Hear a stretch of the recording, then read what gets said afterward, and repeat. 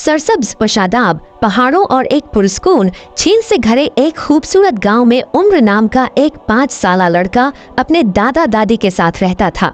उमर के बेहतरीन दोस्त उनका वफादार कुत्ता शेर, गुलाबी नामी एक चंचल बकरी और टुप टुप नामी शरारती खरगोश थे। हर सुबह उम्र अपने दादा के साथ खेतों में जाता, जहां वो गुलाबी को ताज़ा सब्ज घास खिलाते। दोपहर के वक्त वो अपनी दादी को मक्खन मिटाने और टुप टुप के साथ खेलने में मदद करता। शाम को वो शेर के साथ झील के किनारे बैठकर अपने दादा की सहरंगेज कहानियां सुनता। एक दिन गांव में जबरदस्त तूफान आया, जिससे जानवरों में खौफ और हिरास फैल गया।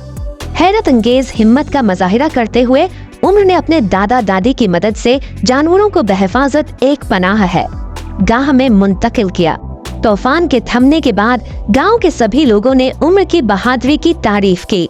उस दिन के बाद से उम्र को जानवरों और देहातियों ने एक हीरो समझा।